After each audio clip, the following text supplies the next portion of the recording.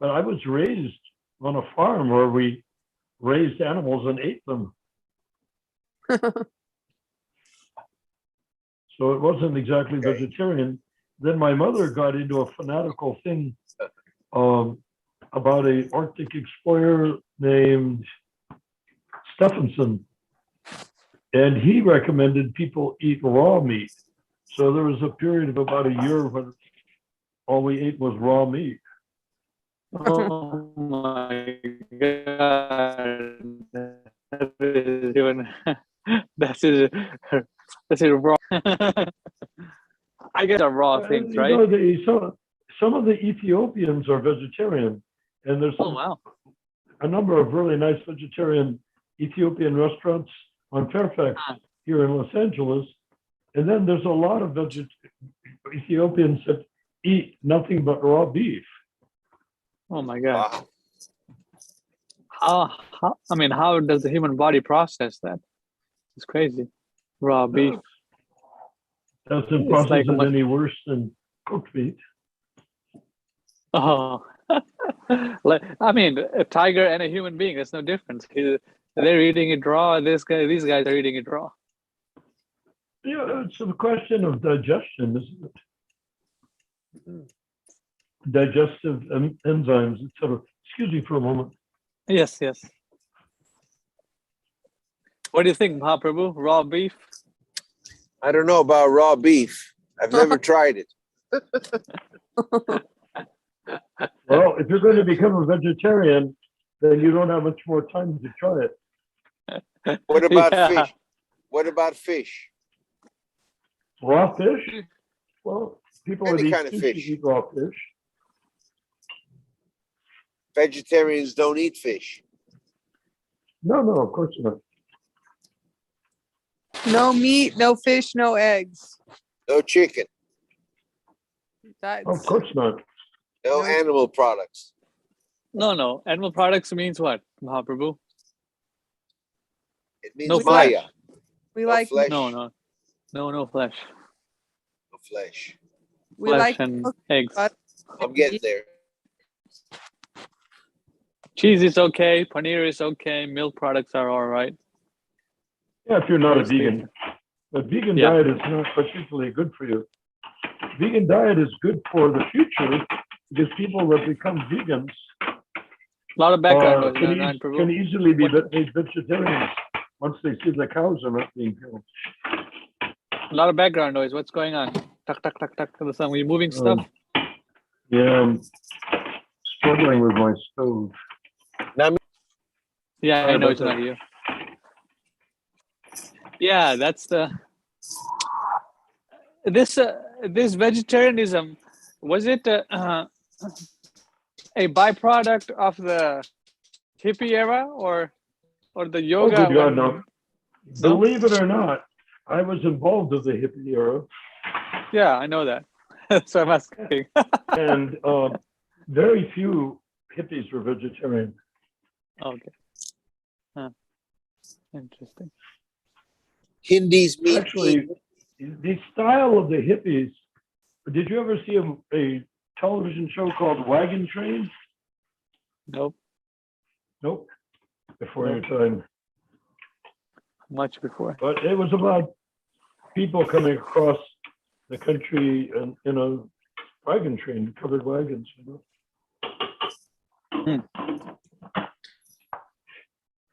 So the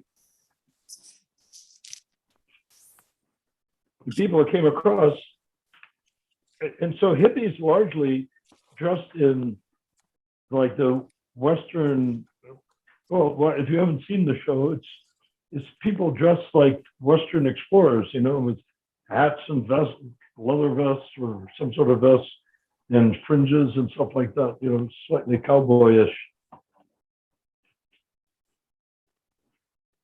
Interesting. So Vinayak Prabhu, there were some vegetarian hippies, but they were not very widely accepted, nor were they very much respected. So someone would ask, why any food? I mean, if the body is a machine, and then, you know, it needs to be filled up.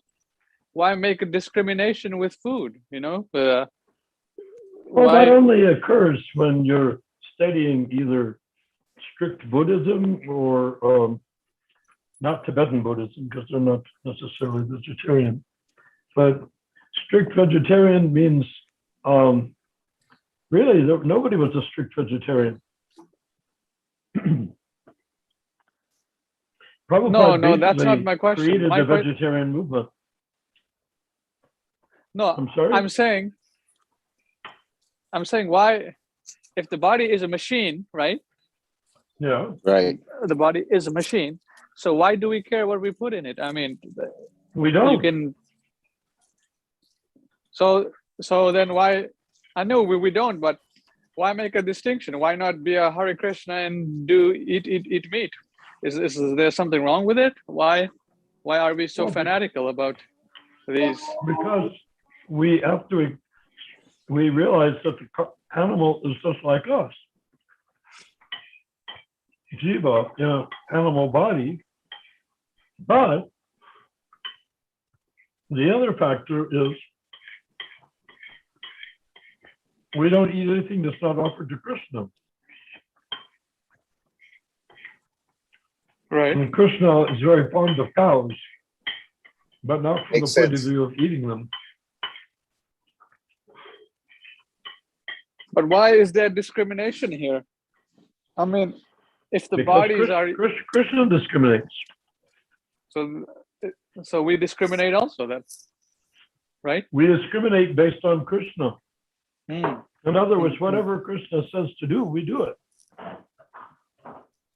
And it's also very cruel to kill animals to eat them. Right.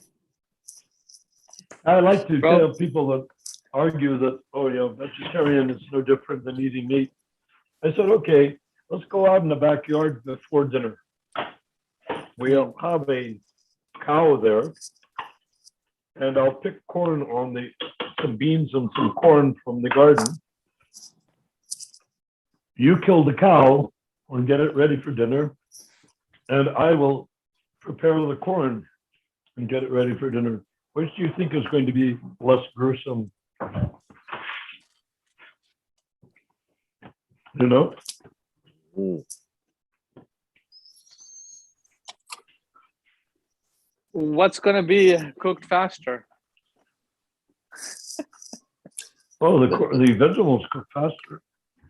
And you don't have to deal with disemboweling a living animal, draining its blood, hearing it scream.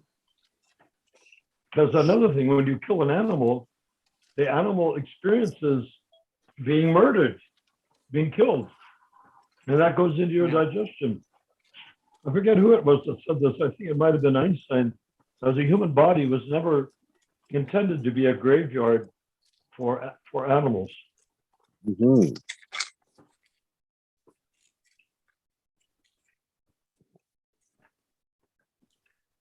Makes sense.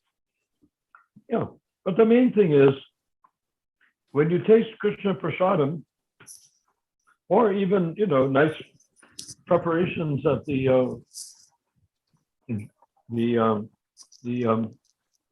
samosa house or vegan joint or someplace like that, when you taste that nice prasadam or the nice vegetarian food, it certainly is a lot more peaceful than munching up a dead carcass of an animal, no? Hello. Haribo. Hare Krishna. Hello, Hare Krishna. Who you said Haribol to Mohit? No, it's Ramachandra's daughter is on. Oh, I don't see her. Let's see, where is she? Ah, Hare Krishna. It's so good to see you. And your father told me something which didn't surprise me, but delighted me, of course, is that you were a devotee in your previous life. Were you a devotee? Hmm?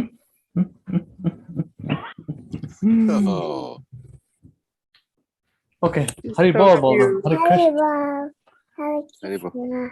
Hare Aw. Krishna. You took birth in order to become a great devotee. You're looking much older now, by the way.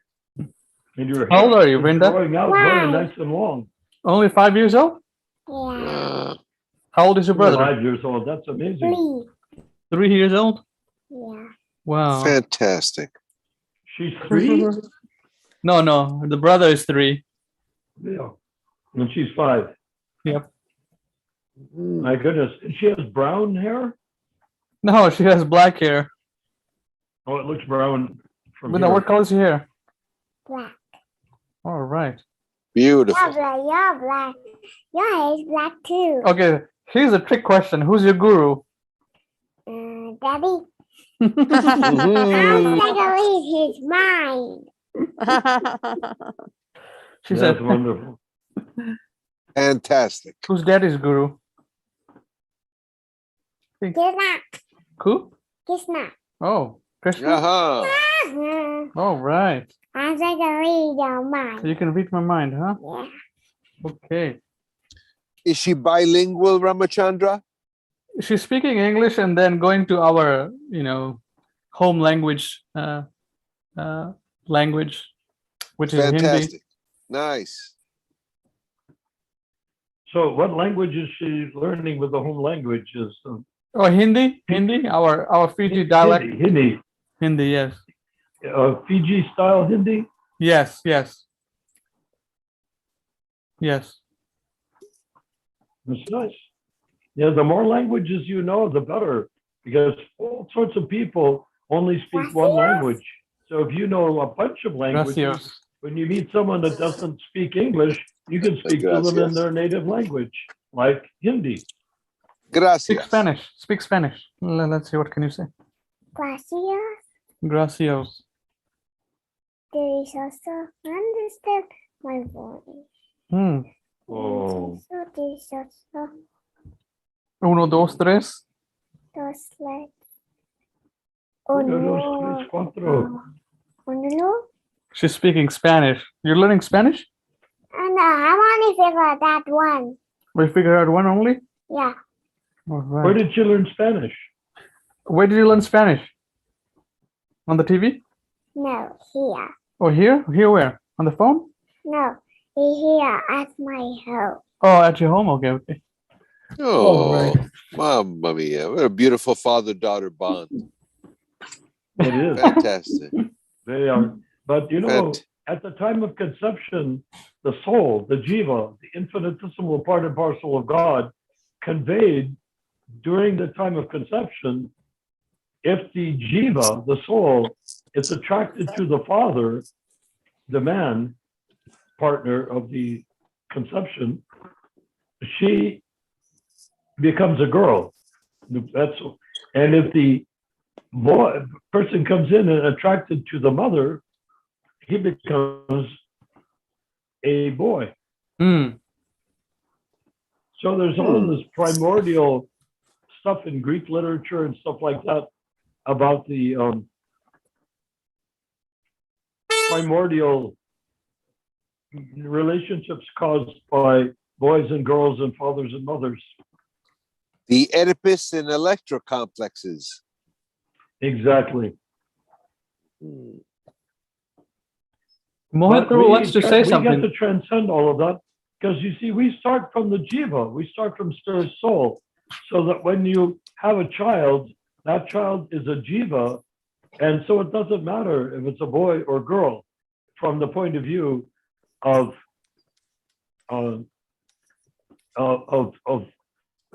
being, of goodness, because in either case, the child will be a devotee of Krishna.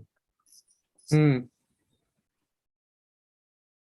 But it's interesting, and I hadn't thought of this before right now, but it means that if you're going to have many sons, and most men in the ancient times and not so ancient times are completely excited by the idea of having sons, and then they think, well, daughters, the problem with daughters is you have to give a dowry and get a husband for them and all that.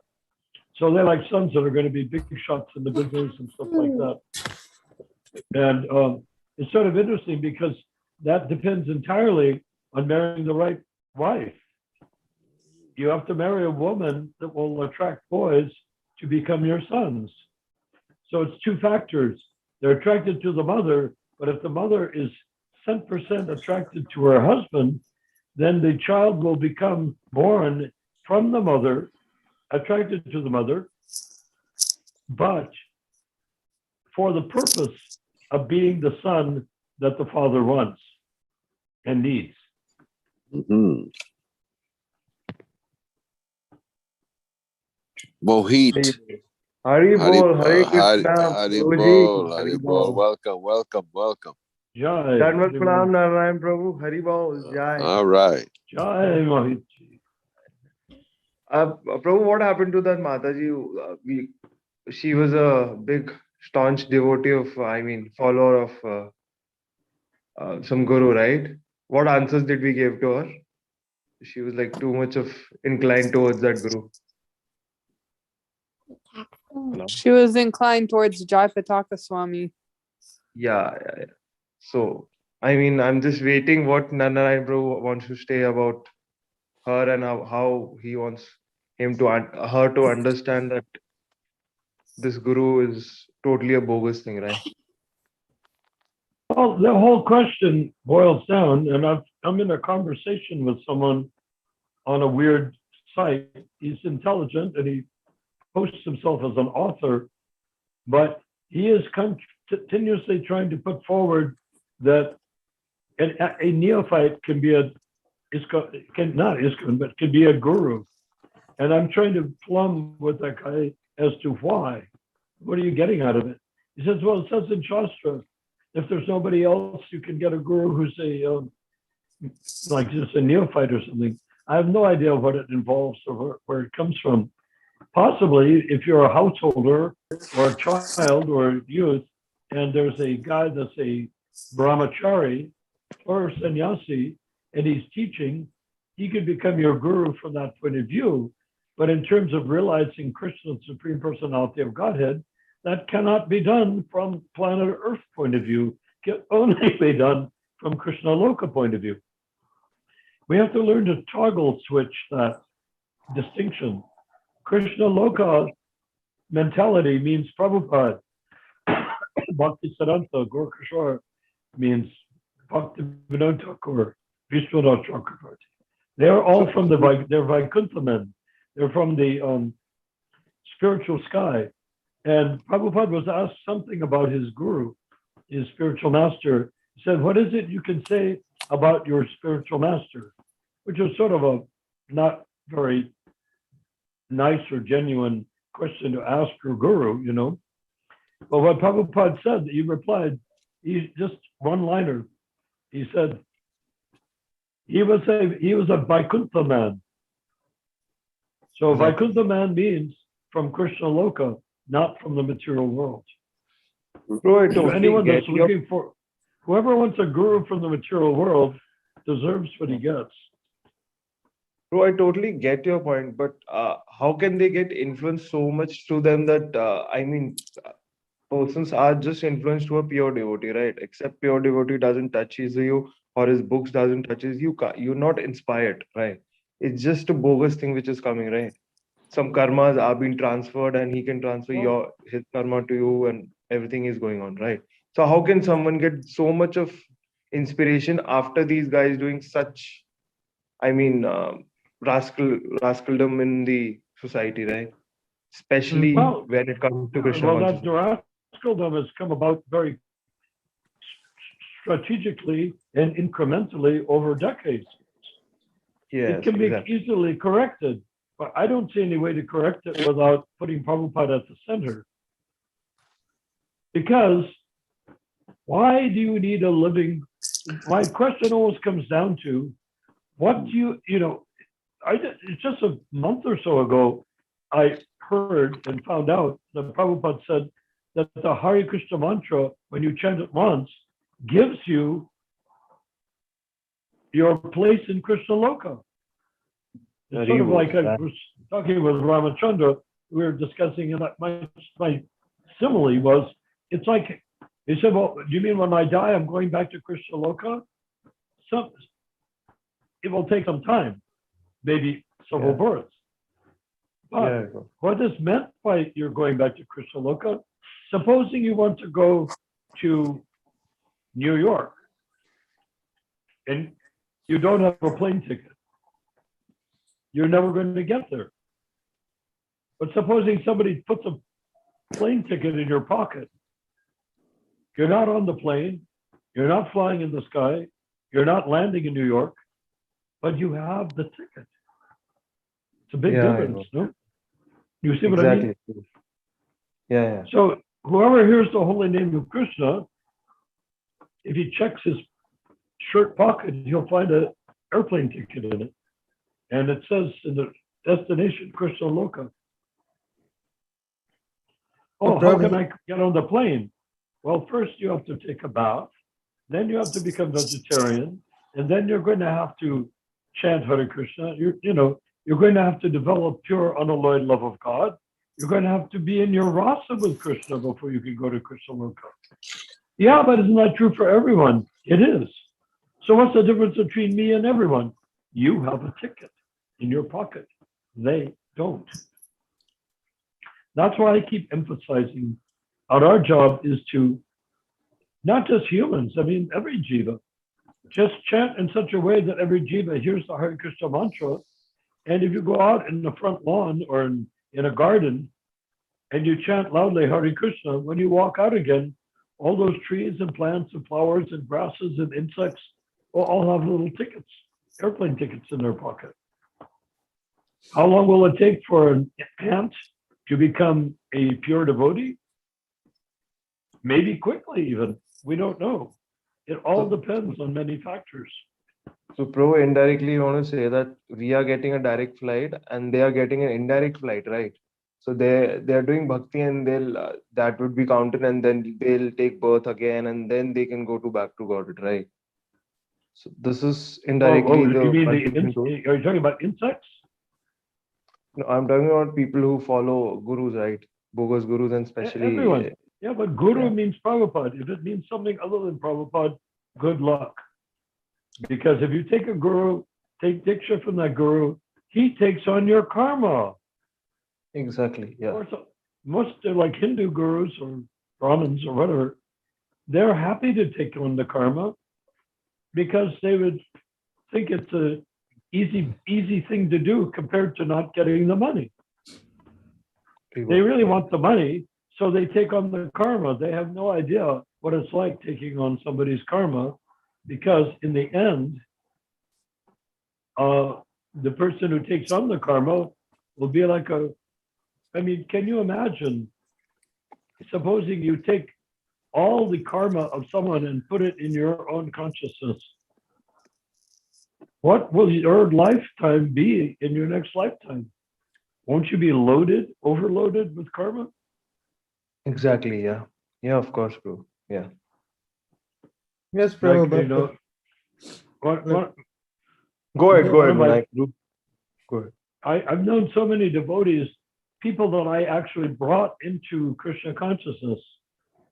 3 of them actually, that I strongly did because they were very gifted. One was Bhagavan, one was, the wind is coming here now. Bhagavan, Jayatirtha, and Hridayananda. what? Oh yeah, no, I didn't. I didn't have any conscious influence on him very much. A bit, maybe. I could maybe lay the claim. I introduced him, but I didn't guide him. But the other person was Bhavananda. And these 3, I gave them insights. I didn't think it was wrong at the time I did it. I thought, why not? Let them have all the power that they have. They obviously have Shakti. They obviously have power.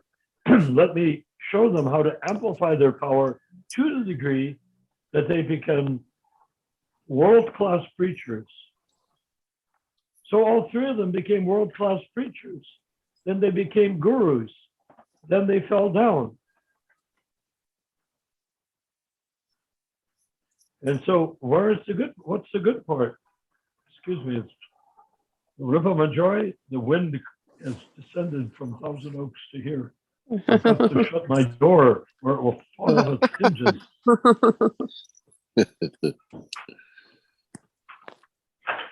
Is it windy where you are, Mahaprabhu? Not yet. It's You're blowing, further east. blowing. Oh, wow. You're further east. That's So, correct. if you look at the weather map, on the, critical severe weather map thing on the computer, if you have it, you can see the patterns of where wind and rain and storming and flooding go. They move around about a bit, In other words, they may come from Thousand Oaks to Hollywood, but will it go to where you are? Who knows? It might, because Prabhu. you're sort of in a curve, in a hook, and it tends to go in a circle. Anyhow, enough already. So what does everybody want to think and say and feel and do? So Prabhu, like if there is something that we preached to someone, he came to ISKCON and he started following very nicely, and later somebody influenced him and he became a disciple of some guru. Then Yeah. in that case also, in that case, will that be an offense on our part? Because we brought them to Krishna To consciousness. do what? Wait, what? Who is we? The person Like- taking the initiation? Yeah, no. We means like, for example, we preached to someone to come into Krishna consciousness, chant Hare Krishna. That person came and started going to ISKCON and associated with someone and then surrendered to a non-bona fide guru. So that would Do be I an take on the offense our karma? part. Do I take on the karma for bringing him to ISKCON? No. The question is that if some person does this, like if some person whom we brought to Krishna consciousness and he accepts some non-bona fide guru, then will that be an offense to Srila Prabhupada from our side? Because we brought him and he took a non-bona fide guru? Yeah, Who's speaking? Vinayak. Okay. Oh, well, no, you did the right thing by bringing him. And if you advised him not to take that guru, you did the best you could. But if he chooses to do it, remember that most glorious quality of the jiva is free will. Whatever we choose as a jiva is as good as Krishna choosing. The problem is being infinitesimal and in the material world and in a material body. When we choose usually badly. So why would anyone choose someone other than Prabhupada? And we can say, how about the GBC? They insisted that Prabhupada just sit tight and translate, and they would run the movement. That's what they basically said. Yeah, Prabhu, but So, practically speaking, That's like a disaster. Huh? but practically speaking, if we meet with some person who is too much into some following some guru, just like we met the previous day, if someone has this level of brainwash, then it is practically impossible to get them back to Prabhupada. Well, you mean, I'm not quite sure which this person is. You meet somebody and he has some experience of Krishna consciousness and you invite him to join? Is that it? No, Prabhu, like you are not getting my question. No, I'm not getting it. Yeah, just like my initial question was that if some person whom we invited into Krishna consciousness, he started following some guru and then eventually takes initiation from him, then Well, what did you do? will I be committing an offense to Srila Prabhupada in that case? Well, I'm trying to discern, trying to distinguish. So you brought a friend, maybe from high school, college, like that, to Krishna consciousness. They walked in the door, they liked it. They shaved up and they start chanting japa and they follow the regulative principles, meaning they've accepted the Kanista Adhikari platform. they gave up their Hindu background or Christian background or whatever the background was, right? And or maybe atheist background. And then they look at somebody in that temple or elsewhere who's coming across with a big grin, sitting on a throne and fishing for disciples, or being pursued by people to become disciples, and he takes initiation from that person. Do you get karma from him doing that? Is that your question? Do I make an offense to Srila Prabhupada in that case? Because I'm not by saying bringing him. You know, there's an old English saying, you can lead a horse to water, but you can't make him drink. You know, if you have a horse and you think it's time for that horse to drink some water, we're going to go on a big ride, he's going to get thirsty and there may not be water. So you bring the horse to the well or to the lake or the stream and say, have water. He doesn't want to drink it. What can you do? You did your part, right? You can't determine, everyone has free will. How can you determine the outcome of what another person does? But if that person, now here's the tricky part. You bring that person to ISKCON, that person finds a blankety blank sort of guru of some sort in that temple or some other temple, whatever. And he meets some of the disciples of that person. They say, oh, you must join my guru. You must become disciple of my guru. You'll be one of us, meaning not one of anybody else, which is an offensive Prabhupada by itself. And you say, what do? You go to that person and say, I strongly advise you not to do that. Okay, you know, what do you say? Yeah, but in that case, but in that case, I will be banned from the temple and I won't be able to do any further preaching services or kind of. Well, if the guru is from that temple, yeah. But a lot of times gurus like Radhanath Swami, they swoop into town and initiate a bunch of people in somebody else's temple. Yeah, but their fans are there in the temple, so that would be. It could be. That would be a problem then, politically speaking. So the question is, what you're in the temple? Now, are you a person? Did you take initiation in the temple? No. Okay, so you did not take initiation, and he wants to take initiation. You could have a confidential conversation with him, saying, "This is why I advise you that you do not need to take initiation. You'll get everything that you're looking for without initiation. And all initiation will do is make you one of like a Boy Scout, and he'll be the Boy Scout master for you. But that's not the same thing as, you know, that's not the same thing as spiritual benefit. It just means you're belonging to a group of embodied beings, including the guru. And Prabhu, sometimes people want the guru to be different than the disciple, but disciple in ISKCON means kanistha-adhikari.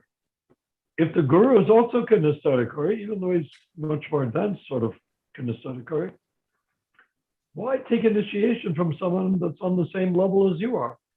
It's stated clearly in the Nectar of Instruction that sometimes the kanistha-adhikari, madhyama-adhikari can accept disciples, but they must be on the same level. And the disciple cannot make much advancement under their insufficient guidance. yeah, Prabhu, but it doesn't seem very practical from the present point of view. The scenarios inside the temple, a lot of people influencing one person to take initiation, and at the end time, somebody comes and tells him something, and he changes his mind. Yeah. Right now, like the system is, for example, in India, Well, that's his choice, isn't it? Everyone, each jiva, each part and parcel of Krishna has free will, free choice, right? Prabhu, I get your point that we have a free will. But Prabhu, Prabhupada has said this once, right? If you're chanting once, you're called a Vaishnava, right? And Krishna supports or maybe blesses or is with his devotee, right? So how can he throw his devotees to such rascaldom or rascal gurus? Those who are like living in 5 stars and doing Well, stuff which is not allowed. my recommendation is you and he should get on the Zoom call that we're on right now, and you'll hear the truth. We're not here to put up a point of view. We're not here to try to support this guy over that guy. And neither Ramachandra is not, and I'm not trying to become a guru, and we're not fishing around for disciples. So we're just talking about the truth, which is Istagosthi. There's no affiliations or allegiances here. You're here as an individual part and parcel of Krishna, and so am I. I'm speaking from my realization, understanding, and viewpoint, and so are you. You're speaking from your realization and viewpoint, understanding, realization, viewpoint. So to answer your question very directly, and I realized I was sort of skirting around it a little bit, but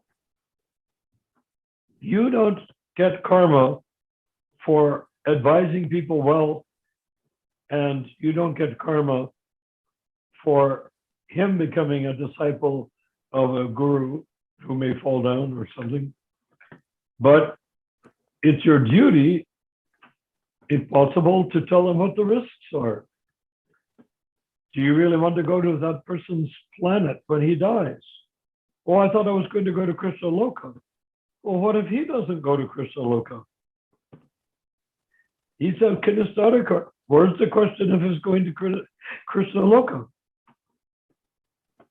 He's going to take another birth as iṣṭa-goṣṭhī. Or lower if he takes on too many sins of others. Is that okay? I think I'm talking a lot about it, but do you get the gist? Yeah, Prabhu, we can get the juice and we can understand the point of view on which you are trying to answer these things. But there is one thing, Prabhu, like just like now the present system is there, like in India, there have been many bogus gurus, not just from ISKCON, but others also. And even today, those gurus are in jail. But even today, like many educated followers of those gurus, on their birth anniversary, they go outside jail and then they do some Vyas Puja kind of something. So this is the level of brainwash even in educated people. Now we are into this Vaishnava society, and in ISKCON we have seen that there are many sincere devotees who are following these gurus, and in upcoming future this thing seems like very much impossible that we can bring back Prabhupada into ISKCON. Well, they can if they want to.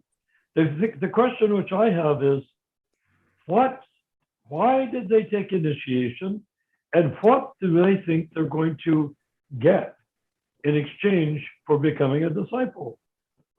What Prabhu, is it they're going for? Yeah, Prabhu, like we are in Istagosthi, we can understand these logics, but Yeah. usually they have a lot of evidences and everything from like which proves their point of view of taking initiation from a living person, and they have a lot of like shastric evidence. So my big question is why? Why do you need to take initiation from a living person? Yeah, just to be inside ISKCON and do some services and these things. I mean, what changes in your life? You know, we have a very dear godbrother named Chidananda Yuan, and he asked Bhagavan, my student from 1969, he's doing all the service. He's very intelligent, very able, and he was doing great work for Bhagavan, who was a brilliant organizer and sort of a social visionary. And he asked Bhagavan at one point, Bhagavan, Maharaj, I'm your disciple. How will I get back to Godhead? He asked him that, the question. And Bhagavan sat there on his elevated seat, made his gesture, well, how can I do it? He made a gesture like that, said, I will take you back to Godhead. But sometime later, maybe a few years later, Bhagavan blooped, left the movement, and ran off with a woman. Well, he ran off with quite a few women, but he ran off with one woman that had 8 children. It didn't slow him down. He was still very pleased with himself. He still saw himself as very privileged. And this could very well be his past life's karma, that he was born to become a honored and worshipped person from past lives' pious deeds. But what happened to his disciple? And what happened to his disciple's karma? He gives the karma in good faith to the guru. What does the guru do with it? Except accumulate it until he's practically bloated with karma of all the people he's initiated. Then he bloops because he can't handle it anymore. And now he doesn't want to take on karma. He wants to generate some karma by having sex with other people's wives. So, Prabhu, like for disciples, nowadays in ISKCON, this theory is very much prominent. That in Shastras, there are some evidences in past also when gurus fell down. And in Mahabharata, What- Jaiva Dharma, these scriptures, there is a instruction that if someone's guru fall down, then disciple can approach their god brother or some person equal to that level so that they can find some new inspiration from some new spiritual leader. They should- Hopefully not on that level. Otherwise, he could fall down too. No, this idea that the Diksha Guru falls down is a preposterous idea, because the Diksha Gurus, which we are worshipping, let's take, for example, Srila Prabhupada. Srila Prabhupada is descending from the spiritual world. And how can he fall down? How can the Diksha Guru fall down? I don't understand the logic of the guru falls down, you take another guru. That has been tried in ISKCON. Narayan Prabhu and I, we have discussed this part, that many people in ISKCON 1977, they took initiation from XYZ guru, one of the 11. They went away, they took another one, they went away. Now they were in a third or fourth guru. So how is this system even bona fide? I mean, It becomes like a joke because Jaiva it's Dharma preposterous. and Vaishnava literatures. huh? They give some examples from these like Jaiva Dharma, Mahabharata, and Vaishnava literatures that this kind of system is bona fide, that if someone's gurus fall down, then take another one. Okay, let's take But Mahabharat. The Mahabharat, what guru fell down? I mean, these are all which guru? You said Mahabharat, okay. No, I don't know about that, but one day you played the lecture of that Radhesham Prabhu, right? Oh, So yes. in Yeah. the same video, he was commenting on this, that in Mahabharata, it is written that if somebody's guru fall down, then take another one. No, you can reject the guru, but take another one? You mean take another bona fide guru, meaning Uttamadhikari. Yeah, maybe, but But he the was Uttamadhikari, if he had one, doesn't fall down. Yeah, that's what I'm saying. If he had one, he wouldn't fall down. I mean, so this So this the real question is just running. it keeps coming back to the basic point. We talk about guru the way we talk about shoes or a shirt or a hat. Right. Why do you need a guru at this point in history? Remember, we are not descending from the Mahabharata. We're not descending from the Yadu dynasty. We're not descending from anywhere in the Vedic culture. Lord Chaitanya destroyed all of that, including the Vedic culture. Because when he came, he is the Yuga avatar. All religious practices go out the window and are replaced by the holy name, which is a self-manifested Shaktivish avatar by which, when you hear it once, you become a candidate to go back to Godhead. In other words, you are going back to Godhead. It's just a question that may take some time, as Prabhupada said to me. Now, my question is, why do people feel that they need a guru beyond Srila Prabhupada? They have to feel that they're going to get something out of it. No, they give their money. They belong to the group. I mean, is it just a idea that I'm like an orphan and I want to be adopted by this Well, family? Yes, apparently here's what they get. For example, if you are part of a Bir Krishna group or Jai Pataka group, you get some perks with that. You go to Mayapur, you're his disciple. They'll be like, oh, here's my disciple. You get some preference. So they do get some preference. But spiritually, Well, they may get preference, but if you have 50 gurus, each one gets preference when he goes to Mayapur, right? no, I'm saying for the disciple, they do get some, like you're saying, what do they get? They do get some preference. I was referring to that. Every disciple gets some credit based on his guru, right? Yeah, so, yes. There's dozens of gurus, so each one gets credit for that guru. So what's the difference?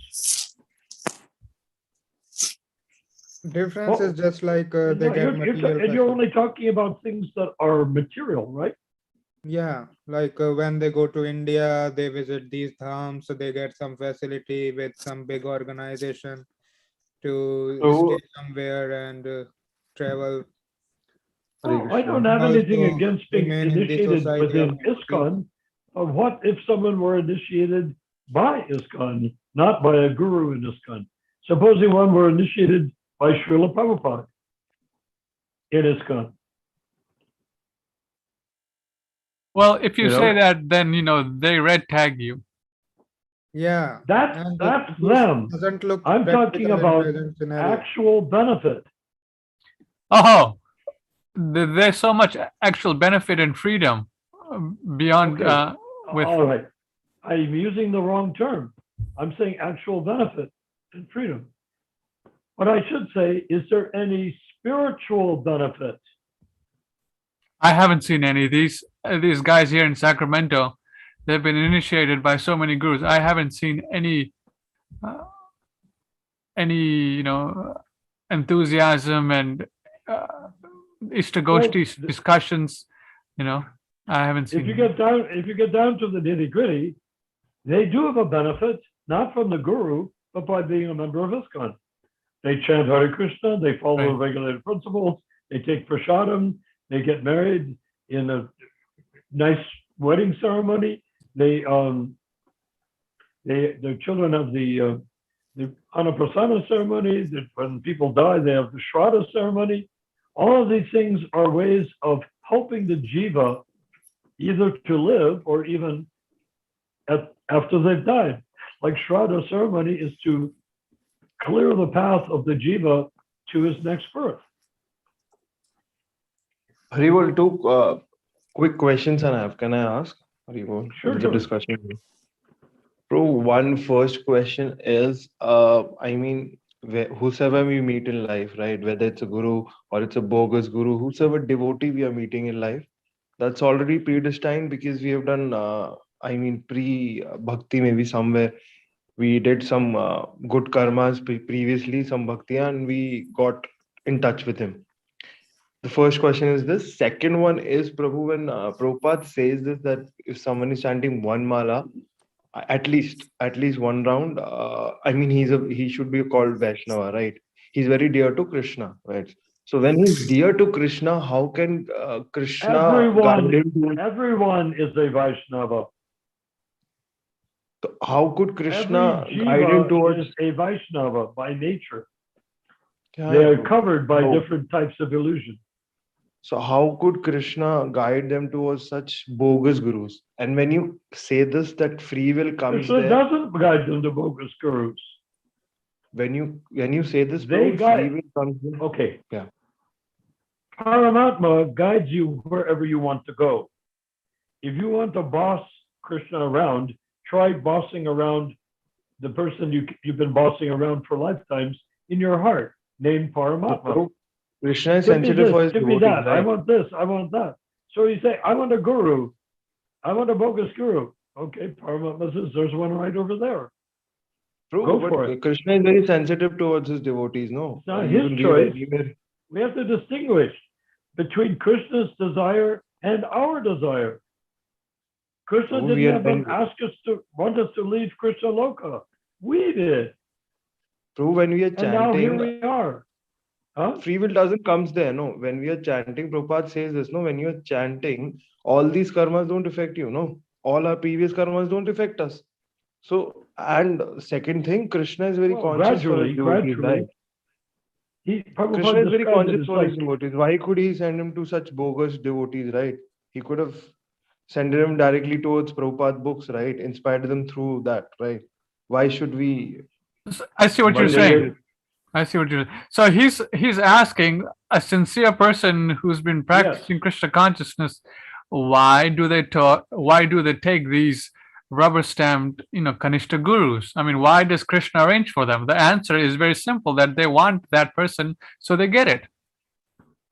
or you could say that the gurus wanted to take ISKCON and turn it into a hatchery for hatching baby Vaishnavas, and the baby Vaishnavas want to come in for Krishna, they want to come in for Prabhupada, and they're given a bogus guru.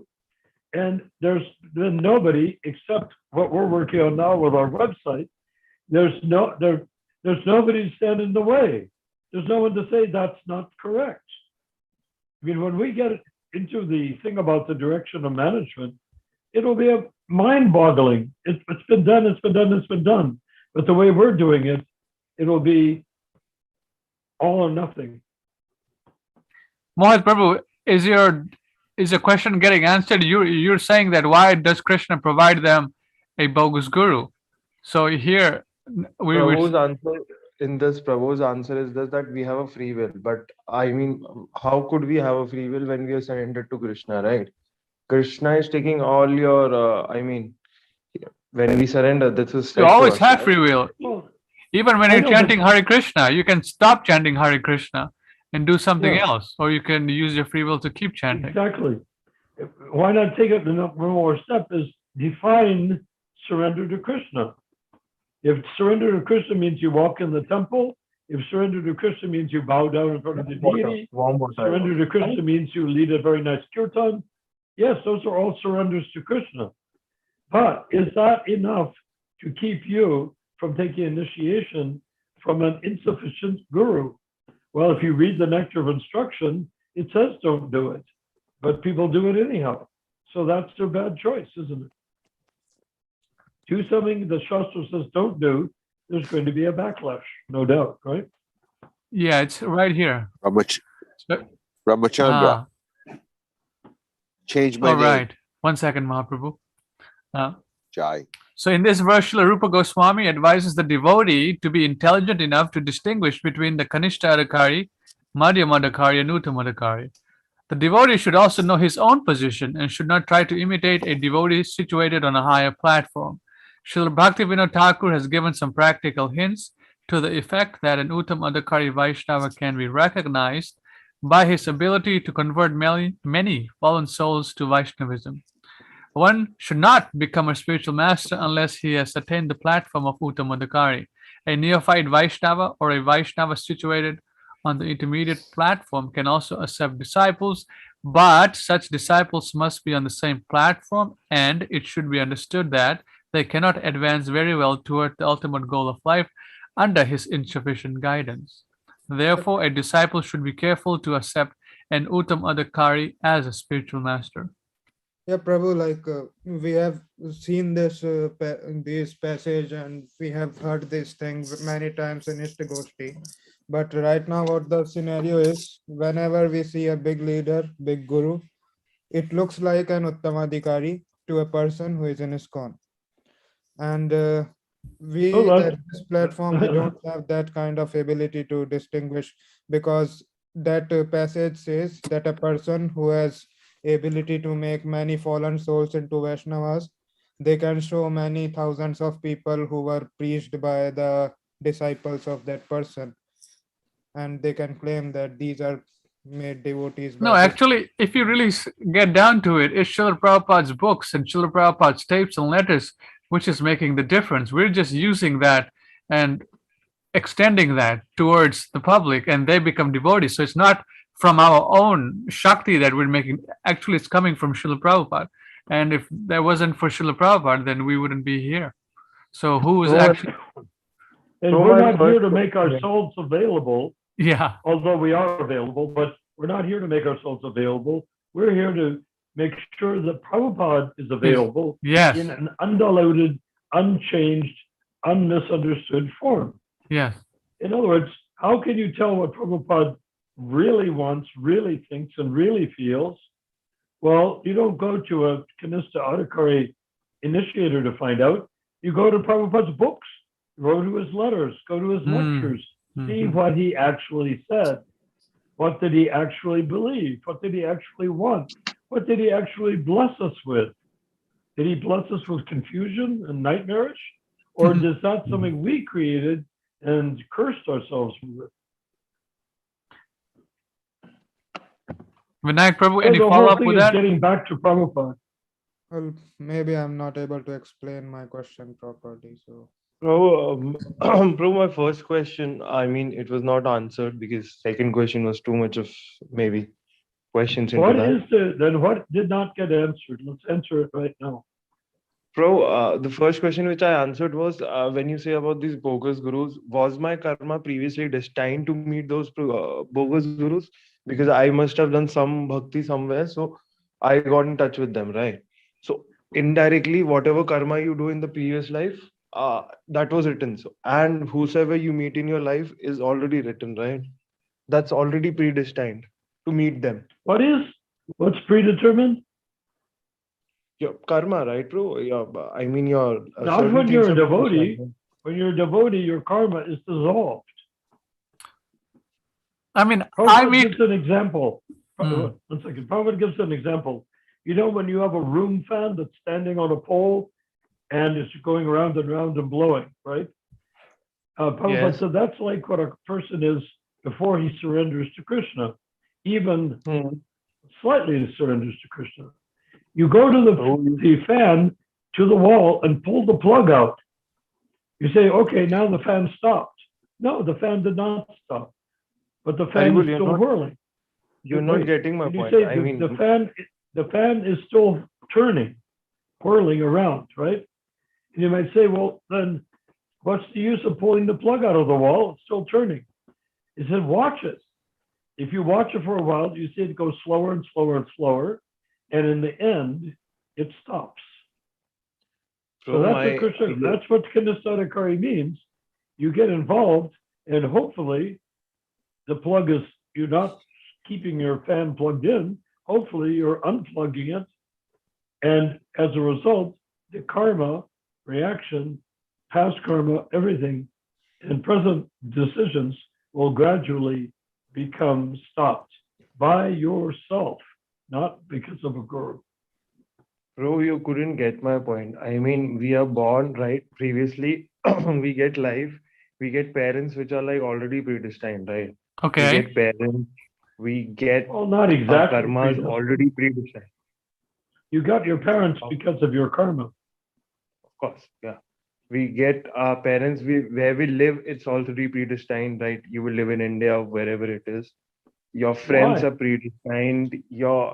Sorry, bro. Why do you live in Yeah. India? That's not predetermined. That's your karma. And that's my karma, right? That's predestined karma, right? I must have done some bhakti. You for have that karma. created it. It sounds like destiny. It's not destiny. It is your actions translated Sorry for into the a word new destiny. birth. You took another birth with the karma of your previous birth, modified by whatever tapasya, etc. And then you're born under certain planets, and those planets give you what you have right now, exactly what you have right now. Yeah, so it is Except previous karma, the right? planets do not give you Krishna. You get Krishna by seeking Krishna. But in terms of male, female, bearded, no, clean shaven, whatever, that's up to you. So, bro, it's previous karma only, no? I mean, you're saying this through previous karma. I don't want to say destiny. So it was previous karma. I've got my parents, I've got my friends, I've got everything, or maybe some bogus gurus which I'm talking with, right? So it's Okay. already predestined for my karma, right? Previous life's action gives you this body. So the previous life's karma gives you the body and intelligence and Okay. the amount of inherent wealth, anything, like you're not a beggar in the street. So you have some karma for wealth, a lot, a little, who cares? You have something more, enough to keep you in a house, not on the street. You have that much good karma. So all that good karma is there, but it's going to be eaten up very rapidly by Kali Yuga. So that's why we give up our good karma to become a devotee. And interestingly, when we become a good devotee, our karma is preserved like in a bank account by Lord Krishna. So when people leave the movement, they often could do things they could not do before they became devotees. Okay? So probably indirectly what I wanted to ask was like, I mean my previous karma, because of the previous karma, I'm meeting those devotees, right? Otherwise I wouldn't have. No, That's for no. sure. That's You're for sure, meeting right? devotees. You're meeting devotees without karma. There's no karma involved in meeting devotees. That's cause Krishna's causeless mercy. Okay, so you're saying Krishna's in that's your what- heart. Krishna's in Krishna Loka. He sees that you are interested. He sends you to devotees. Has nothing to do with your karma. In fact, it's the opposite of your karma. It will dissolve Okay. your karma. So indirectly, you want to say if you meet some Krishna devotee or anyone in the temple and who gave you mala and who told you about Prabhupada, that was not written in your karma. That's Krishna's mercy, right? Precisely. Exactly. Done. You've answered my question. Thank you, bro. Yeah, got it. Got your point. No You got point it. asking further questions. Sir. Yeah. The thing to That's watch Krishna's out for, mercy, and right? it's sort of a, I would say, a Hindu thing to watch out for, is to think that your material activities have any effect or interaction with your spiritual life. They don't. Okay. Just like Got a your man point. could be a very great king, and he becomes a devotee, he can live like a very simple sannyasi on his throne. His heart and mind is a sannyasi. That happened with Krishna's best friend. Oh my God, Okay. what was his name? Ramachandra? Yes, sir. Whose name? Whose name are you looking for?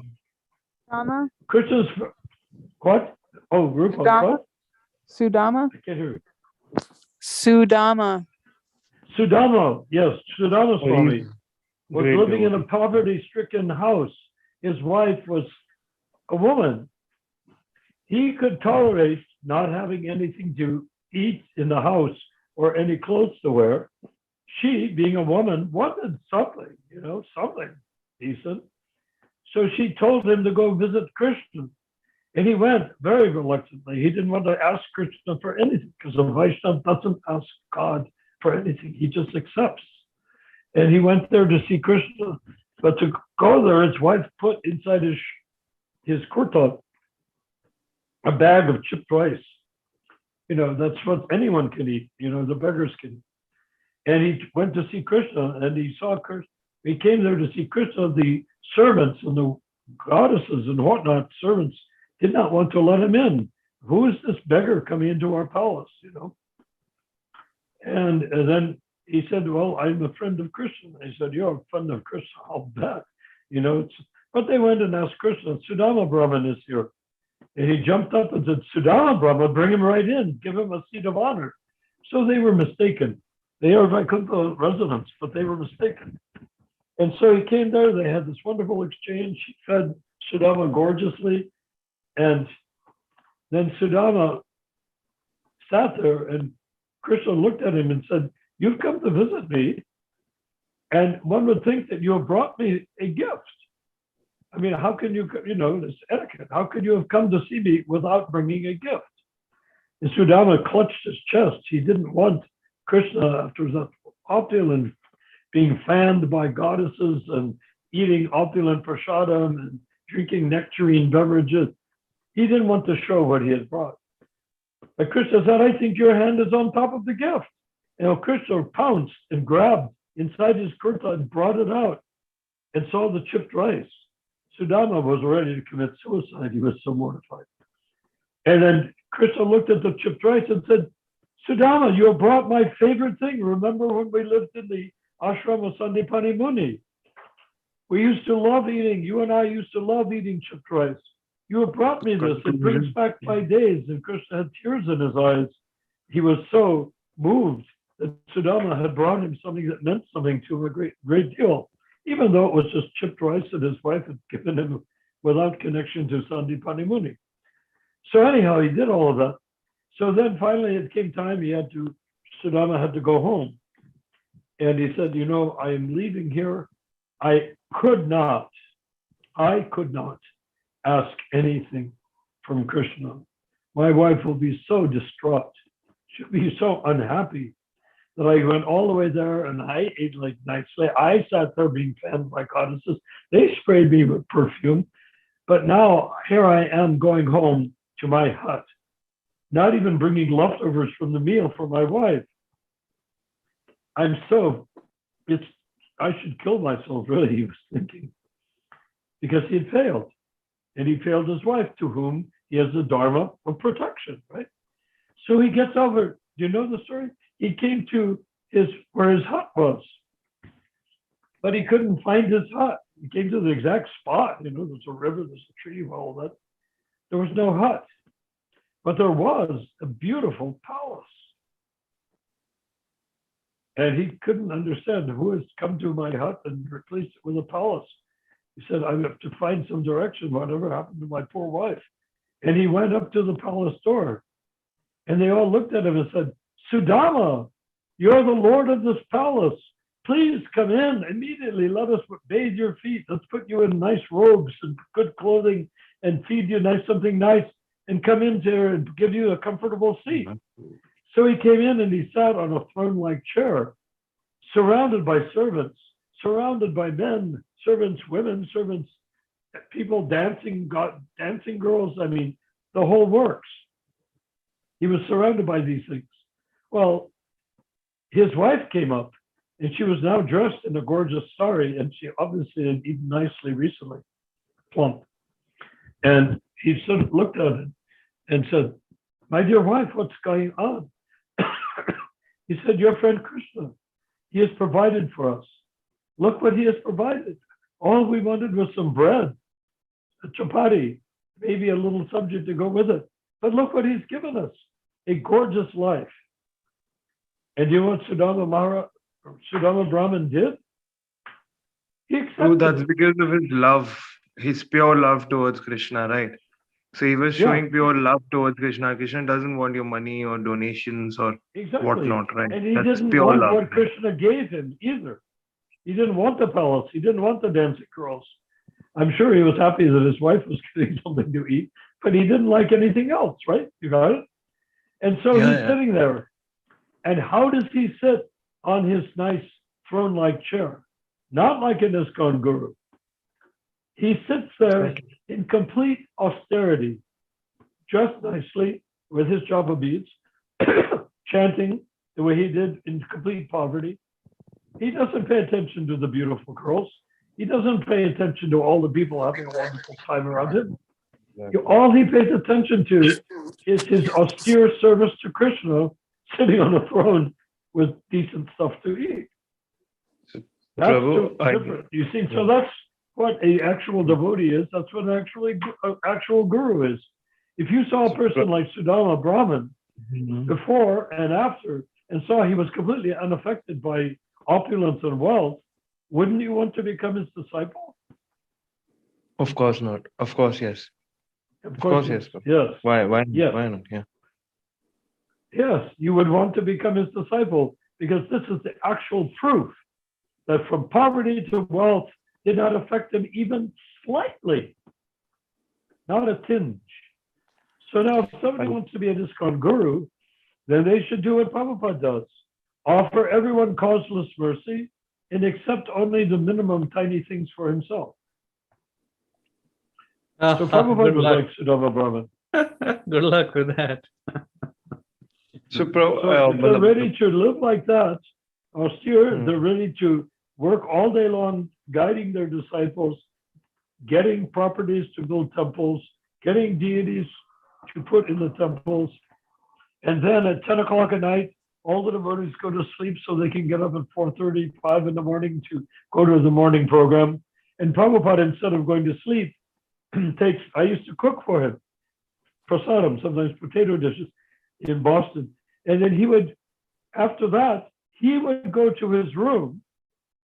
Everyone went to where they slept. Prabhupada went to where he was normally sleeps. But instead of sleeping, he sat down with a dictaphone and 5 basic, fantastically powerful books by the acharyas. And he would have all 5 books open. And I watched him secretly in New Vrindavan, how he did it. He would sit there gazing over the books, almost like he was, he was almost as though he was like misting the pages or something. He would look at a book, he would be translating. You look at the book, he wouldn't stop and study and say, well, I think I'll do this. No, he would look at one word from one acharya, then another phrase or another acharya, and out of his mouth would come his books. Jai. And they want to say they can do the same thing? No way, Jose. Right. Exactly. Jose, if you say no way, Jose, that means Jose knows that they're rascals. Okay. Mohit Prabhu, anything else? Or Vinayak Prabhu or anyone else? Our devotee friends. Hare Krishna. Okay. Let's see. Our wonderful Prabhu from Calcutta didn't show up yet, right? Not yet. Yeah, bro. Haribol. Yeah. So I was just on conclusion that we are here just because of the Krishna's blessing we have, right? It's not our karmas. That's our Krishna's blessing. That's why we are on this video call and talking about Yes. pure stuff, right? Jai. Yes. Yes. Jai. Haribol. Jai. Without doubt. And we can understand, Prabhu, that what you did in your previous life has also led you here. It's like a child has gone to a nice place, then in another lifetime he's there and he feels the impulse to go to that nice place again. Why? His previous life memory leads him there. So you've been brought here and to ISKCON and to here because you have no doubt previous life experience which you wish to amplify and perfect and take out of religion, take out of the Hindu disaster of imagining that you give money. Tonight I wrote something to someone saying people want to give money to Lakshmi and she will give me more money. But that's not what happens. You give a Lakshmi puja and the money is spent and you no longer have the money. And if you get a big chunk of money, it's from your karma, not from Lakshmi. She doesn't respond to people worshiping her. She responds to people worshiping Vishnu. Are driven by this. Yeah. Narayan. She's Vishnu's consort. She's not going to. Supposing you have a wife and some guy comes up and wants favors from your wife and wants to give her money, would you approve? Okay. But the Hindus approve. The Hindus say, no, we'll go to Durga, we'll go to Kali, we'll go to Lakshmi, we'll give her something, and maybe Narayan will not pay attention when she hands us a benefit. So I guess most of the donations which are done in India, specifically in ISKCON or somewhere else, are driven by this only. Most of them want material benedictions, right? Material money, fame. So they give so much of money and then gurus tell them that you'll get this also, as well as you'll get Krishna Bhakti also. Well, that's another thing. Yeah. And another thing dealing with your initial concept, the guru sits there giving the impression that he has the power to give, say, the Hindu or an ordinary American or European or Asian person, whatever, that he can give that person material benefits that he couldn't get any other way. Yeah, so, bro, this has been a conception in India since childhood, right? When I was there before that they just go to temple for some material benedictions. Bhagwan ye de do, Bhagwan wo de do. Sorry for the Hindi. I mean, I spoke a bit of Hindi, you guys can't understand. But yeah, they say like this, ye de do, wo de do. They just want material benedictions, right? This is their time of worshipping. At the time of worshipping, they are asking for material benedictions. And they please God for that only. Just worship God for that. That's not the real motive. God has become the order supplier for all of the Exactly. Bro. religious groups. And people think God is the order supplier, but actually the order supplier is your past lives karma. You've Right. worked for that benediction. You did pujas. You gave cows to Brahmins. You went to Agnihotras. You gave gallons or tubs or wagon loads of ghee to the Brahmins. You did all of these things, and you got the result in the form of benedicted with karma, good karma. Yes. But we think that this is coming from God. It's coming from our past activity. And when that is exhausted, here's the thing to understand. If you go through life without becoming a devotee, without the blessed status of kanistha adhikari, whereby you do not generate more karma, or at least not very much more karma.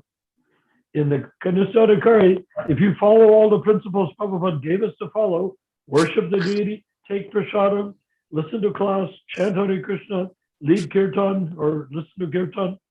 If you do all of those things, you will not take a lower birth.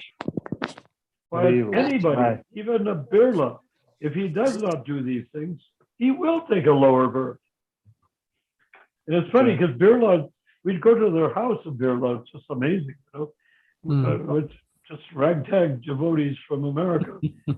And of course, if you're a ragtag devotee wearing saffron cloth and you look ragtag, that makes you look very authentic. You're real renunciate. Whereas most of the people wearing saffron have very nicely pressed silk dhotis with gold buttons and stuff like that. And they are not ragtag because they want to look respectable when they go to the house of Birla. But because Birla is Birla, pious to a large degree, he was more impressed by the devotees not being dressed gorgeously than by the devotees wearing, you know, dhoti, kurta. You wash it at night and hang it up to dry, and then in the morning you put it on. It doesn't look very fancy. And he was impressed. Maybe So, Birla. what about Birla? When he gives a donation, what is he thinking? I mean, he's from a culture that says, you see, just like Bali Maharaj, someone is coming asking for a benediction, 3 steps of land. I'll give it to you. So it's the nature of a high-level, pious, opulent fellow like Birla to give to a sadhu. So he does. He gives to the sadhu. Is he expecting something in return? Intuitively, no doubt he is. Is he expecting that just to be spiritual, something in return? Probably not. He's probably thinking his multi-millions of crores of rupees will become amplified by more crores of rupees. But at the same time, he's also a pious man, so he knows Prabhupada is genuine. He knows Prabhupada's disciples are genuine, at that time at least. And as a result, he doesn't hesitate to give lakhs and crores of rupees. Does that make sense at all?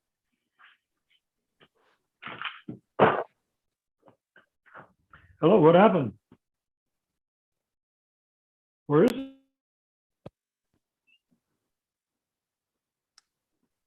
Haribol? Yes, yes, it makes sense. We're here. Yes. All right. So, any more discussions, Mahaprabhu, Vinayak Prabhu? Anything? Why not invite that lady by name, and also invite Who? Shreya by name right now, and say you're welcome to join us again. Yeah, I'll send them a message after this meeting. Everyone gets the Well, message. why not just say it right now in case they're listening? Okay. Yeah. If they're watching or listening, please join the Zoom meetings live. No, by name. Mountain Oh, Tea. Shreya and Kushbu and whoever else has been on the Zoom meeting, Bhanu and Vashish. We are looking forward to hearing you. Guy. All right. Okay, let me see if there's any comments on our or questions on our page on YouTube and Facebook. Give me a few minutes.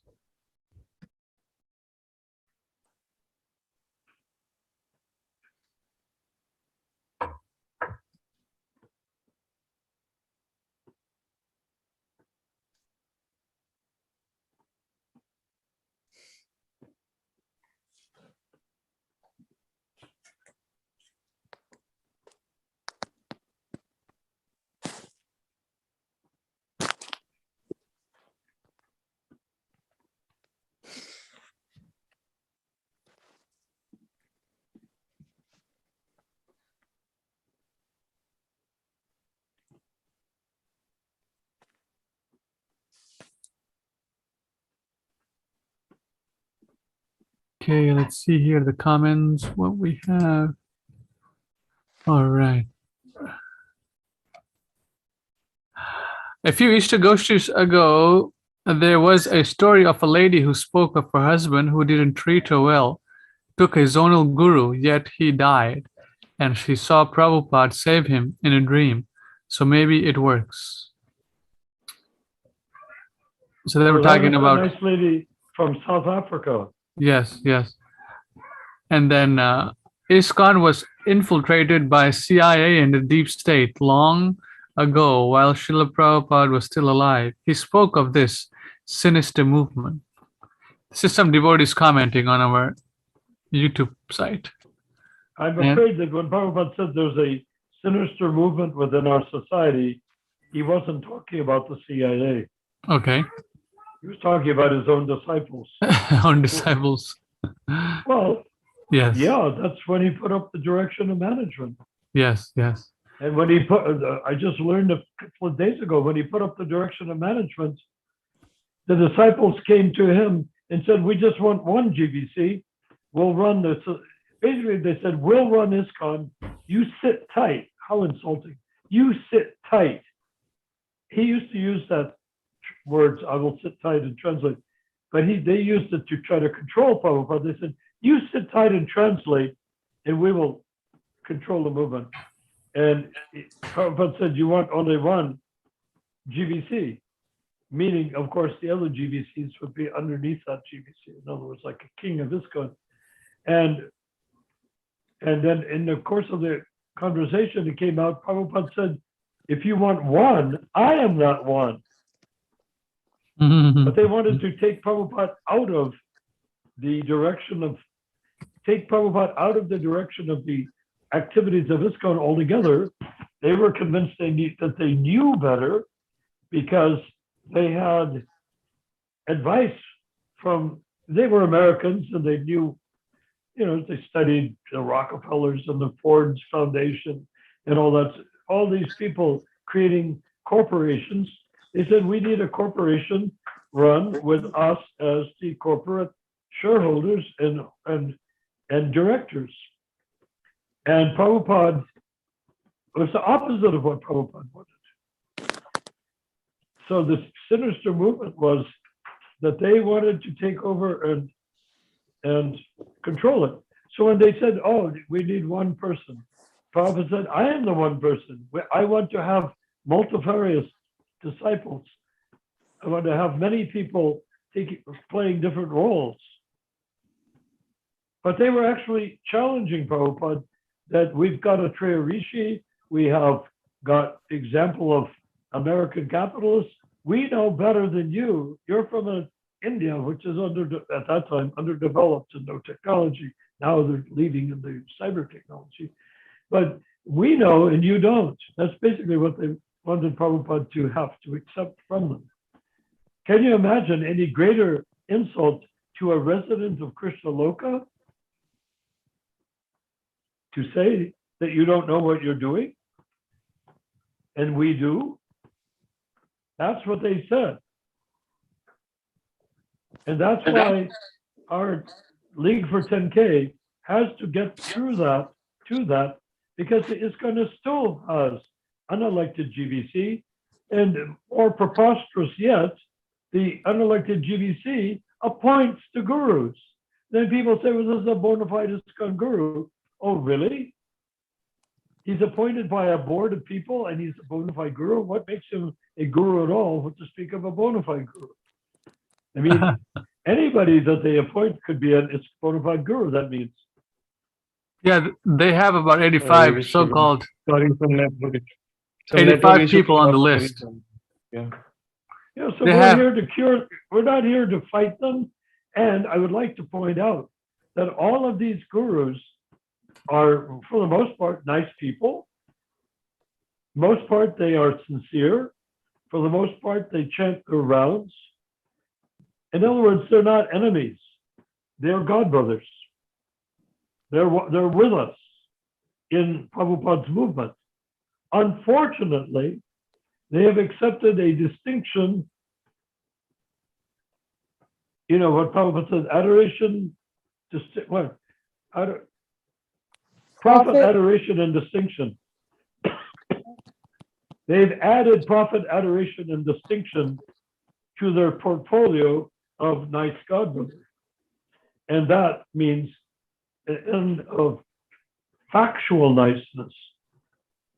Real niceness means you obey the spiritual master and you treat the newest devotee that walks in the door, you offer him your obeisances and call him Prabhu, embrace him and say, thank you for coming here. Bring your friends, bring your relatives, bring your cat, your dog, meaning bring every jiva in your life to this temple and chant Hare Krishna. That's a real. We have some questions here. Yeah, go ahead. One devotee asked a question here. I'll put it on the screen. He's saying, what is the best biography book of Srila Prabhupada? What is the best biography book of Srila Prabhupada? So I wrote, here from Srila Prabhupada, the best biography, all is covered in his books and audio lectures. So, I mean, that's the way That's wonderful. Sort of like a self-biography composed of his lectures. Now, I was just going to suggest exactly that. So, Prabhu, my hair is, scalp is tingling in ecstasy from hearing you say that. Yeah, that's the way I learned about Srila Prabhupada, just by hearing, constant hearing from his lectures, conversations. So that in this way, I had a proper foundation and I understood that he is a real guru.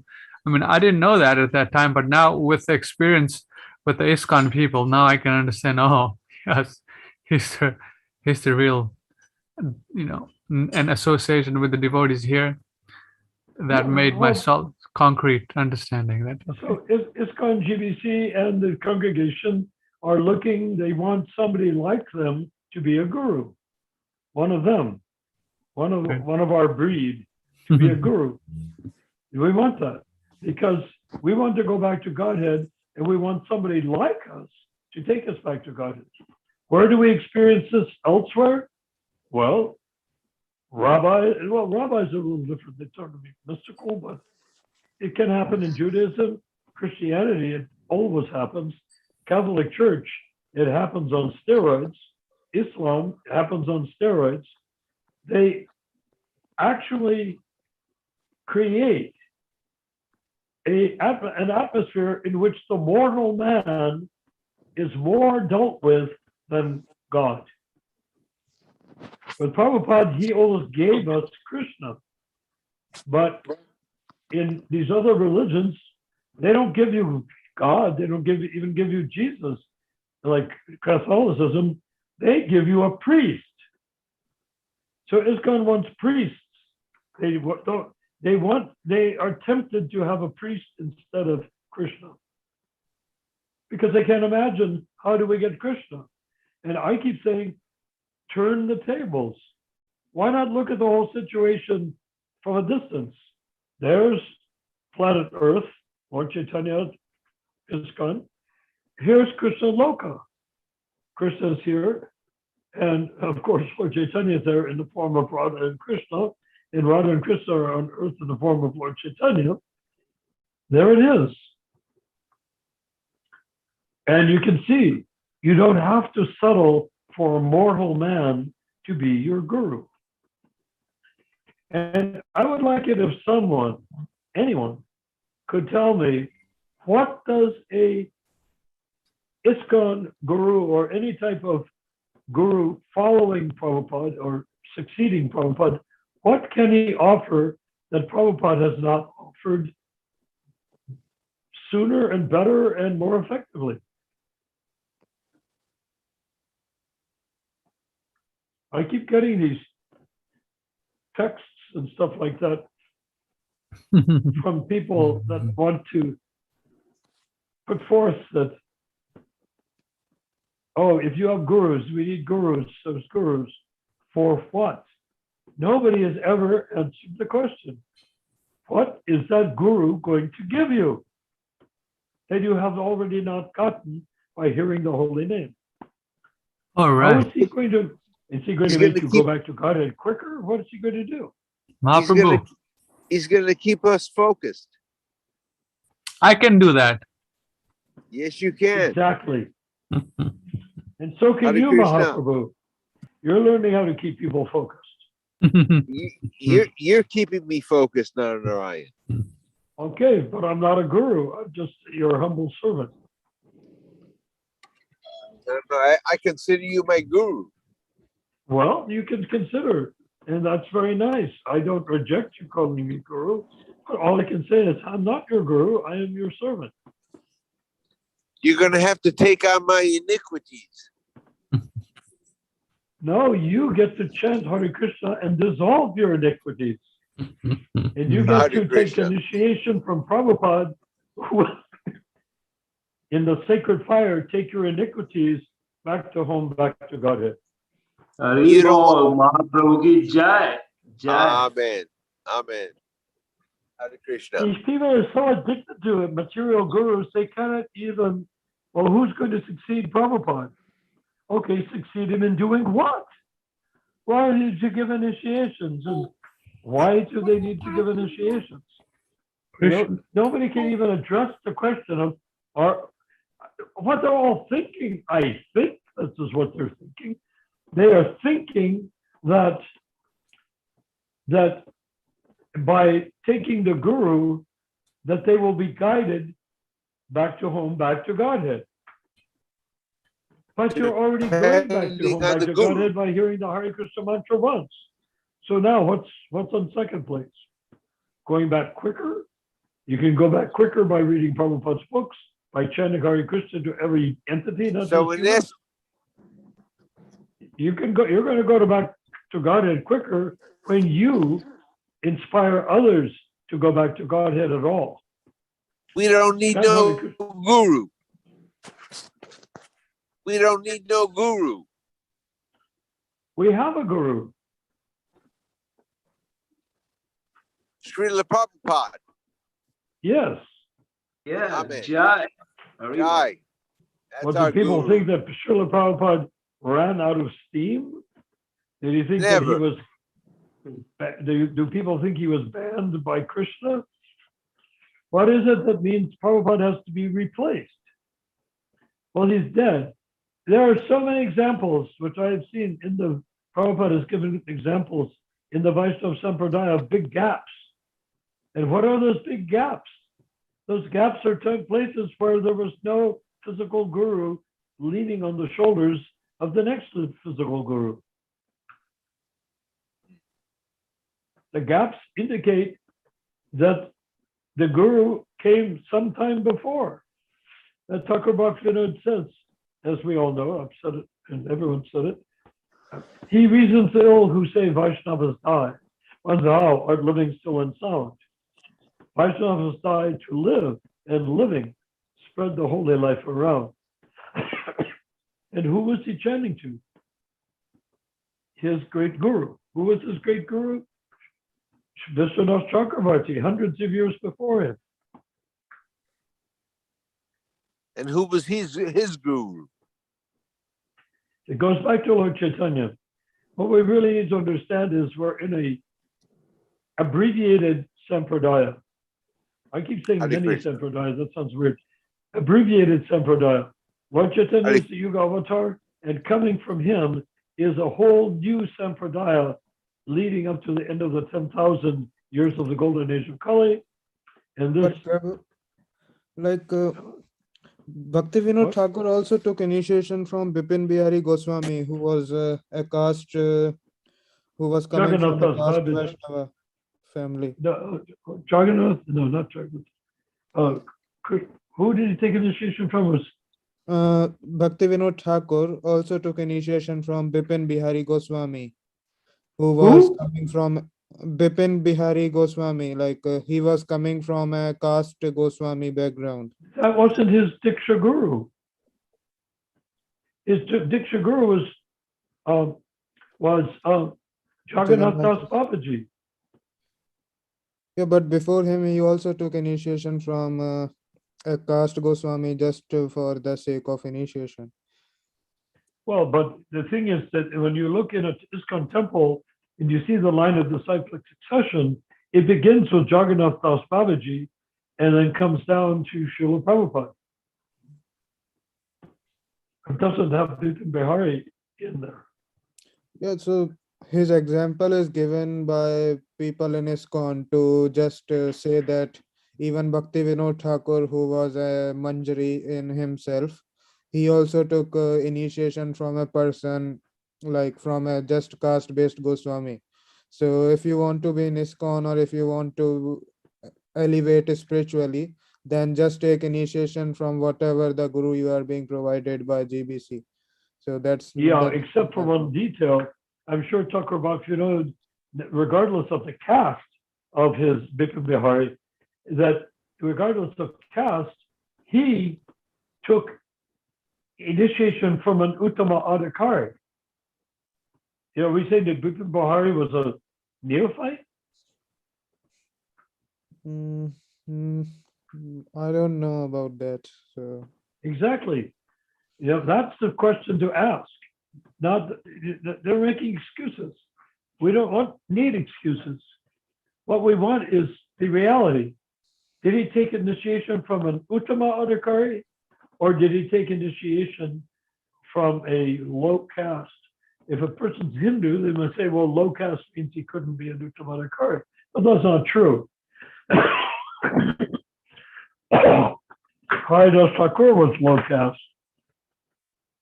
In that lifetime, he was a Muslim.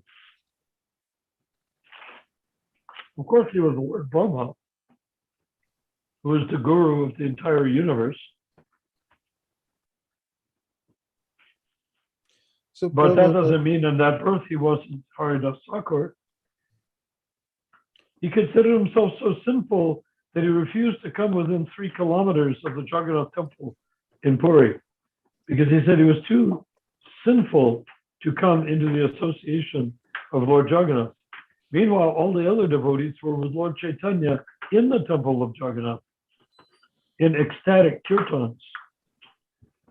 And I learned recently that Lord Chaitanya had entered into some sort of a state of madness in the Jagannath temple in his final days. And that's where all these bowels who claim to be madmen for Krishna and actually are just chasing women and money, claim to get their authority is from Lord Chaitanya's madness. Well, anyhow, so Ramachandra, what's happening? Any more Ramachandra? No more comments. Let me check one more second here.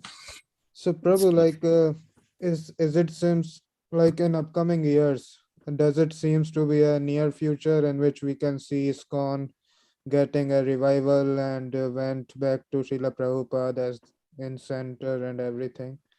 So well, if we do our work, and Rupa Manjari is working on a website, she's in charge of it. I'm working, helping on the website. When we get that website out, I suspect that at the state of where ISKCON is going right now, where it's sinking into religion, sinking into Hinduism, really, with the putting up a Durga Puj display on the front of the temple in Bangladesh. Is it? I mean, we're in a position to rescue not the guys in ISKCON, not the gurus in ISKCON, although why not? Let's rescue them too. But the people about to join ISKCON, of which there are going to be millions, because people have no other religion. They've given up on Christianity. They've given up on everything. And as it's been pointed out to me more than once on this Zoom call, they've given up on Hinduism also. They just look at it as Hinduism sort of a ritual thing, not as anything they actually believe in. Maybe Mohit, maybe that was you that said that, I forgot. Yeah, Prabhu, like I am also firmly convinced that this Krishna consciousness would be the only available religion in upcoming future. So let's do it. Yeah. And Anybody, is anyone here? I'm asking a question. I'm a jiva, and I'm asking you, jivas. You're all jivas. I'm talking to you not from body, experience, India, America, nothing like that. I'm asking you as pure spirit soul. I'm pure spirit soul. Hey, are you ready? Let's do it. Are you ready to do it? yeah, Nobody answered. Is anybody on this Zoom call that's not ready to transform ISKCON into pure spirit soul ISKCON rather than post-Hindu ISKCON? So we got about 5 more minutes, Prabhu's. Nobody answered my question. Which question, Hari Bol? Jai, tell me. Hari Bol. The question was, is anyone ready to make that transformation of ISKCON? Are you? I think We are we're behind going to be you. going. I think we're going to be going over tonight. Not necessarily. We have 4 more minutes. I'm just asking a simple question. Is anyone on the Zoom call not ready as a jiva? I'm talking to jivas. Is one jiva not ready to restore ISKCON to Prabhupada? We are there for you as an army, Hari Bol. Yes, bro. We are there You for you as agree? an army. You're Agree, ready to yes. restore ISKCON to Prabhupada. Chai. Why not 200%. ask it? Ramachandra, why not ask everyone individually if they're ready to restore ISKCON to Prabhupada? Hare Krishna, everyone's ready? What are we gonna Yeah. 1, 2, 3. Let's go. do? We'll say it together. I We'll say can't it see together. anyone, but Ramachandra can see everybody. Okay. So yeah, And so guess who we wish to see benefit from this transformation of ISKCON? I'm so old, I may never even see the full transformation, but I want to dedicate my last breaths to make sure it happens. But guess who's going to be the great beneficiary, the deserving beneficiary, the wonderful beneficiary of restoring ISKCON? Okay, I'll say Ramachandra's daughter. Chai. There she is. Hare Krishna. You can hear her voice. Go. And Very nice, are we going Prabhu. to Hari deny Bol. her? How's everything going? Are we going to deny her real ISKCON? How can we do Hello. that? Oh, bye. Hari Bol, you want ISKCON to be real? We're going to make ISKCON so real that you can become an Hello. artist of ISKCON. Hello. Hello, Now, cutie pie. where's- How's everything where's- going? Hello. Where's Mahaprabhu's dad right now? Who knows? I'm not home yet. Oh, I see. Hello. Cutie pie.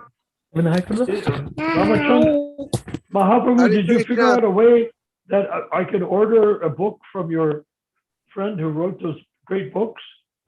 Yes, we'll deal with that off the Zoom call.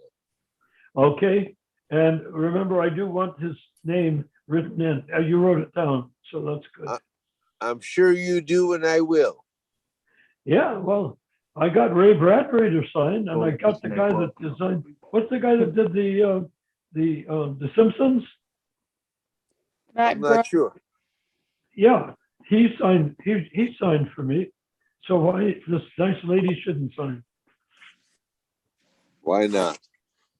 Exactly. Why not? So here we are. What is there anything more? That's it, Prabhu's, for tonight. Our next meeting will be on, when is it? Saturday? Saturday. Yes. It's so good to see you. Can you see me? I'm talking to your daughter. Yes, she can see you. She's just wiggling her head. You remember think- Narayan Prabhu? Yeah? From where? I'm waving to you. When you Yeah, came you on, come when in I my saw cage you, then. I Mhm. realized there was hope for ISKCON when you came on the Zoom call. Because we're not going to get anywhere. We're just going to get old and die. But you can uplift all the humanity with your great, clear, pure spirit and offenseless chanting of Krishna's name, and including be generous. Include everyone in hearing the Hare Krishna mantra. Just don't show Hare Krishna to yourself. Include everyone. Well, Hare You Krishna. know? Hare Krishna. Hare Yes, Krishna. like that. When you walk, when you go outside and you see an animal, say Hare Krishna. When you see a tree, say Hare Krishna. When you see a human being, say Hare Krishna. You understand Hare Krishna? It's 10 o'clock. Yeah. She understands Hare Krishna perfectly. All right. Prabhus, thank you very much to all the Okay. devotees for joining online, offline. Vrinda, we're going out. Hare Krishna.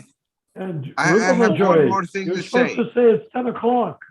It's time to go. Bye guys. Rupa? Hare Krishna. Forget Ganesh. I Yeah. have one more thing to say. Yes. I think we should all chant Hare Krishna together before we depart. Hmm. Sure. Okay. Say. Hare Why not? Krishna, Hare Krishna. Hare Krishna, Ramachandra, will Krishna you lead us? Krishna, Hare Hare Hare. Hare, Hare. Hare Hare Rama, Rama. Hare Rama, Hare Rama. Rama Rama Rama, Rama. Hare Mohit, Hare. you too. Hare Amen. Krishna. God bless Hare you. Krishna. Chant. Krishna Amen. Krishna. Jai. Hare Hare. Mohit. Hare Amen. Rama. Hare Hare Rama. Rama. Rama Rama. Hare, Hare Rama Rama. Hare. Jai. Beautiful. Jai. Amen. Thank you very much. That was wonderful. Amen. It's a good Have way a to great end the night. session, isn't it? Goodbye. We should always chant before we leave. See, it turns out you're our guru. Hare I Krishna. don't think so. No, you just Hare Krishna, Guru means the Hare person that Rama, speaks. Whoever is Hare guru, Hare. guru speaks the truth. You spoke the truth. Amen. You gave an answer Beautiful. which was revealed from Paramatma through Jiva. Then that's guru. Guru is the one that listens to Paramatma and speaks accordingly. That doesn't mean you're